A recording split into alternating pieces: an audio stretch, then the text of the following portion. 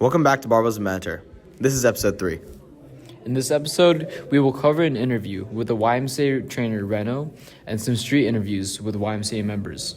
Stay tuned until the end where we cover the Arnold Sports Festival, South America. How has your approach to training changed since you first started? Since I first started, I didn't have an approach. I just trained at how much ever, whatever I can, and just try to lift as heavy as I can, not with the best technique. But then later on, I started taking technique more seriously. I wouldn't say that my approach to training has changed over the years. I just now have an approach to training, whereas earlier I didn't have an approach to training. I just trained. That's good. How does a typical day of eating, how is it structured for you? And what does it look like? Typical day of eating. So I try to always not eat too late, because if I go to bed with a really full stomach, I feel like it affects my sleep. It's just a personal thing. I don't know if there's any scientific reasoning behind that. Pretty sure you can look up a Dr. Mike video on that, or like a more place, more dates. Yeah, for sure. But what I try to do is I try to reach my protein goals, and with my current schedule, it's pretty much all over the place. Whenever I have I try to not eat right before a workout, because I tend to have I try to eat 2 to 3 meals a day, but big meals. I don't just bigger meals. Sit down, take my time, eat bigger meals. So I would say I'll have a big breakfast, and then somewhere around 6 p.m., 5 p.m.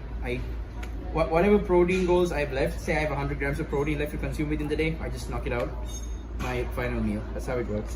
What are your sources of protein? What do you take your food? What kind of foods are you eating? So I use the most common source of protein that every gym bro knows, which is chicken breast.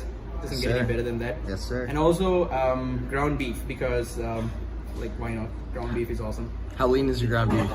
It's as the leanest it can get. I make sure that the cow has been to the gym at least 3 to 4 times a week, and been taking all the. It's like 96.4. Right. Yeah, he can deadlift 500 pounds or something. Yeah, for sure. Just kidding. But then, anyways, I try to stay between a chicken breast and lean beef. Also, occasionally, I throw in eggs, a good amount of eggs in there. But occasionally, I like to eat my vegan sources of protein too, just like soy protein, tofu, and then and broccoli. This is not a broccoli plant; it's just like a regular plant. It's not even a plant, actually; it's plastic. But some sources of vegan protein. I like to keep my protein sources very diverse. So, just in case we find out 10 years later that lean beef is bad for you, then I'm a step ahead of everyone, because I've not only been eating lean beef, I've also been eating these other stuff for protein. So agreed. So yeah, so that way I stay safe. That's true. How important is rest and recovery in your regime and regimen?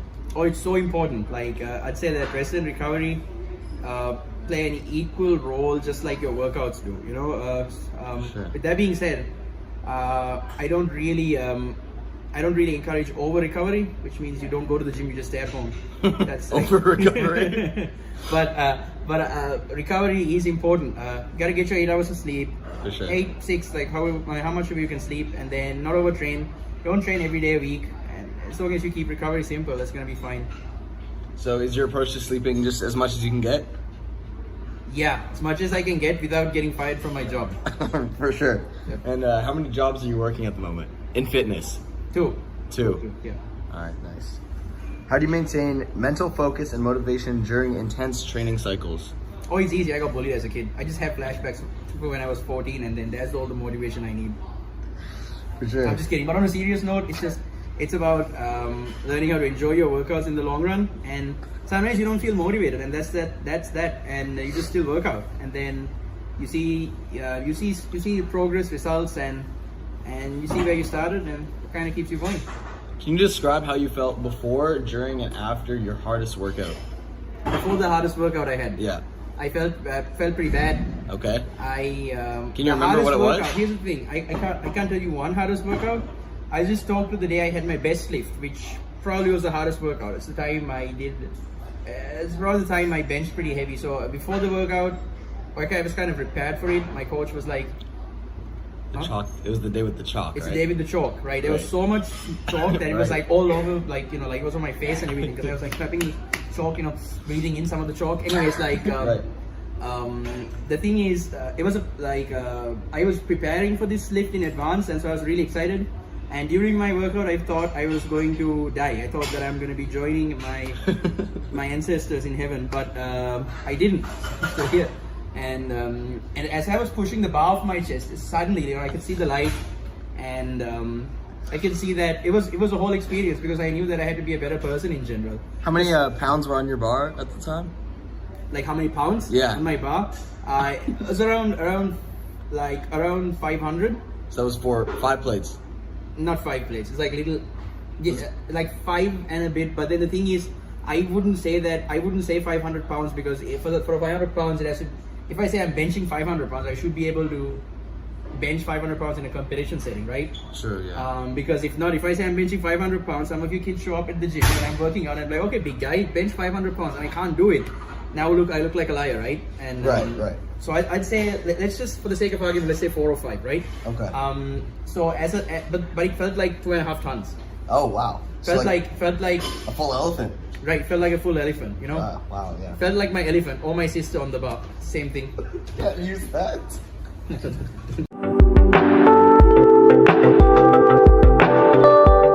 That guy. Let's go.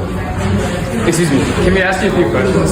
Sure. I started lifting because my brother made me do it. He used to work out a lot, and I was about 12 years old, and I started watching them, so that's how I got into lifting. Yeah, I know. Hey, can I ask you a question really quick? Yeah, what's up? It's for our podcast. So, how much sleep do you get per night, do you think? Usually I get around like 6 or 7 hours of sleep. Okay. Do you know that having under 5 sleep cycles, so 7.5 hours of sleep, can increase your risk of injury in the gym? Oh, for real? Yeah. Oh, I didn't know that. You should be getting 7.5, bro. But how often do you work out? Usually like around 3 to 4 days a week. Nice. Do you fit that in around school, work? Right now I'm on winter break, so yeah, usually in school there's just three days a week, but right now 4 or 5. That's good. Hey, can I ask you a few questions for a podcast that we're creating? Of course, yes. Go ahead. All right. So, what got you into lifting? I mean, my mother had a long history going to the gym, the Y in particular. She first joined there in about 1992. I was born the year after, so basically my entire childhood, she would, as early as age, 1 or 2, she would, put me in the cradle, set me in the corner, and do a group exercise class. And so I guess it's always sort of been something rooted in me. I like helping people. I like the gym camaraderie and also just staying fit, building good functional strength, just, setting the tone for just for a good lifestyle. And I thought that being a trainer would kind of combine all those things together. Yeah. Where did you first get your training certificate? From the U.S., I did studies for a while. I ultimately got it from a certification body based in Indiana called NFPT, National Federation of Professional Trainers. I get maybe 6 to 8 hours. Okay. What's your weekly routine for training look like? That's a very tough routine. It's a daily. I come every day for maybe 2 hours. Okay. And what do your workouts look like? What's your split? The workout? Yeah. I have each workout twice a week. So I do, back and shoulders and chest. And then I do legs. And then the last one will be hands. Hands? Yeah, Okay. arms. Oh, okay. And what are your thoughts on supplementing protein powder? I only take protein bars. I don't like the powder. So now let's segue into Barbell Buzz of the day. Narain, the Arnold Sports Festival South America is almost here. April 4th to 6th in Sao Paulo. This event is massive for international bodybuilding. It really is. It's one of the biggest fitness events outside of the US and the UK, with everything from bodybuilding to strongman, MMA, and powerlifting. But the bodybuilding competition, that's what I'm most excited for. Same here. The talent at this event is no joke, especially from South America. It's exciting to see how local athletes stack up against some of the international pros. Exactly. We've been seeing more and more top-tier talent coming from South America. Last year, it had incredible physiques from places like Brazil, Argentina, and Venezuela. I expect even more this time around. Absolutely. You've got local stars like Rafael Brando, who will be the crowd favorite. He's been on fire recently with his symmetry and conditioning. Plus, competing in the front of his home crowd in Brazil gives him a huge edge. Oh, no doubt. Brandao is in peak form right now, and this event is the perfect stage for him to show how far he's come. I wouldn't be surprised if he dominates this competition. Definitely. But we've also got to watch out for the international competitors.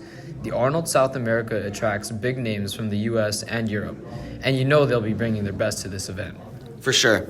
This is the kind of event where athletes can really make a name for themselves, especially heading into the bigger summer contests.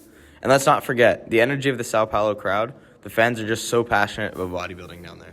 Oh yeah, the atmosphere is wild. It's like a festival. The fans are cheering nonstop, and you can tell the athletes are feeding off that energy. It's unlike any other competition. Agreed. Plus, the expo is always huge. There's so much going on, new supplements, fitness gear, and plenty of meet and greets with some of the legends of the sport. It's the place to be if you're into fitness.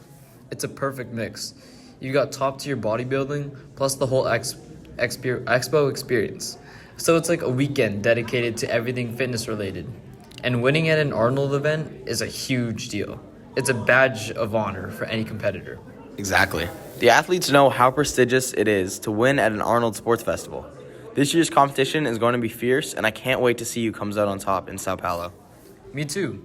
The level of competition is always top-notch. April is going to be an exciting month. The 2025 Arnold Sports Festival, South America, is going to be one of the highlights of the year. All right, let's dive into today's Q&A session. We've got some great questions from our listeners. First up, what's the biggest mistake beginners make in bodybuilding? What do you think, David? Oh, that's an easy one. Trying to lift too heavy too soon. People focus on the weight that they're moving instead of nailing the form. It's all about mastering the basics first, like squats, deadlifts, and presses. Absolutely. Ego lifting can lead to injuries. Start with manageable loads. Focus on technique. All right, next question. What's the best way to stay consistent when motivation drops? Ooh, great question. Honestly, motivation is overrated. It's discipline that keeps you from showing up. Set realistic goals, create a schedule, and treat your workouts like non-negotiable appointments. I love that. Another tip, find a community or gym buddy. Accountability makes a world of difference. Okay, here's one more. How should I balance cardio with weightlifting if I want to build muscle? Ah, the classic debate.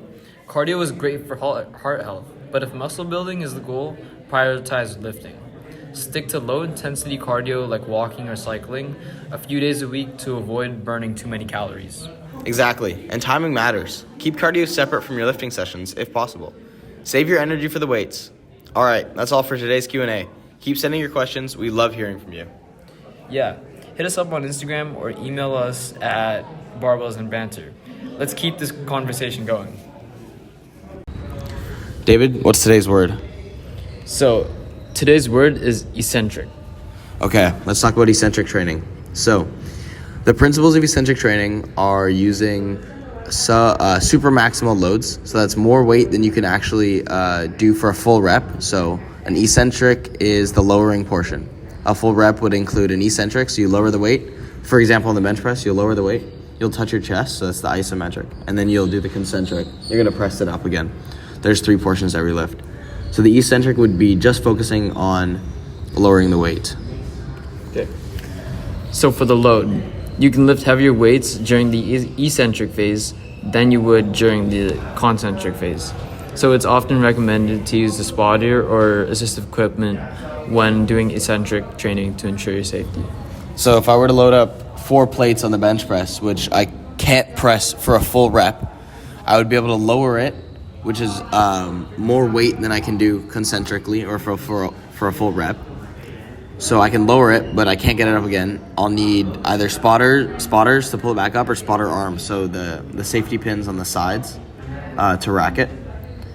To maximize eccentric training, the lowering phase should be under 10 seconds so that you utilize the alactic threshold. When you go over 10 seconds, lactate starts to build up, which is switching systems from an aerobic to switching from the anaerobic system to an aerobic system. And the frequency of eccentric training is is taxing on the muscles, so it's usually recommended to incorporate it 1 to 2 times a week before or to avoid overtraining. So let's talk about eccentric squats. We can unrack the barbell. We can control the descent. Ideally, we have enough energy so that by the end of the rep, once we're closer to the safety pins, we're able to rack it without slamming it down or losing control. The reason we can do more load for the eccentric is because of gravity. It's helping us take the weight down. Let's talk about sets and reps. So you can use a typical set and rep ranges like 3 to 5 sets and 5 to 8 reps. But the key is really focusing on the eccentric, like the lowering part. So you may need to reduce the weight for the concentric part since you're focusing on controlling the negative phase. So you could do, say for the squat, if you have spotters. If you're doing it alone, this won't work. But if you have spotters, you can unrack 5 plates, walk it out, squat it down. Again, you're focusing on keeping it controlled, especially closer to the bottom. So 6, 7, 8 seconds. As you reach the bottom, you'll have spotters pull off 2 or 3 plates, and then you'll squat up the rest of the load, and then you can repeat that, but they'll have to re-rack the plates. So it's time consuming, and it's a lot more work than necessary. You can also just lower the weight for 1 rep, and that's your set, and that's totally fine. But yeah, keep your normal set range. 3, 4, 5, even 6 sets are okay. Make sure your rest time is long though. David, do you want to talk about that a bit? Yeah, so given the intensity of the eccentric work, aim for about like 2 to 3 minutes of rest in between sets for full recovery. Yeah, you want to make sure your heart rate and breathing are back to normal for sure, and just physically you're not fatigued and you're ready to go back into that set. So if you're doing squats, your quads are ready, your lower back even, or your calves from the walkout, they're ready to go. Before we wrap things up here, let's just talk a bit about the Arnold Classic Columbus 2025. So, David, who do you got winning this year's Arnold Classic? Not gonna lie, I got Derek Lunsford, bro. Like, dude, he's been looking massive recently, bro. Yeah, his Instagram posts are sharing a lot, and his performance at the Olympia this year, although it wasn't as good as previous years, he has been first before. He's still looking good, and I think he's got an edge on William, Brandon, Sean. James has also been looking really good too from the UK. What do you think of James? I know we're looking at his Instagram now. We'll put an image up for the podcast. But David, what do you think? He's pretty jacked too, bro. I can't lie. But I think him and Derek are gonna be like at the top there, you know. Yeah. James didn't have a very good performance at the Olympia this year, but he's still looking good. Looking really good. And then we've got De La Rosa as well competing, confirmed. No progress pictures, but Not bad. not bad. Yeah. Not bad. Carlos Thomas Jr. I know he competed in the Detroit Pro, so that's Fuad's show from Ontario. He was looking good there as well. Patrick Moore, not bad. The Arnold Classic roster list is on his page. Who else do we have? Got Justin Rodriguez confirmed. He's in the top right, David. That one there. Oh, that guy. Yeah. Can't really see much. Can't see much, but yeah. Side tricep looking good. Yeah, but let's do our top 3 out of these guys. This is the roster confirmed. Okay. You go first. Okay, so I think Derek. Okay. First. Derek first. Okay.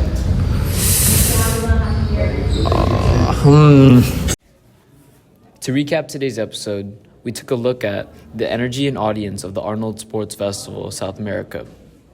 We also spoke to YMCA personal trainer Reno and did a couple of interviews with members of the YMCA as they were coming and going throughout the building. Thank you for listening to this week's episode. Thank you.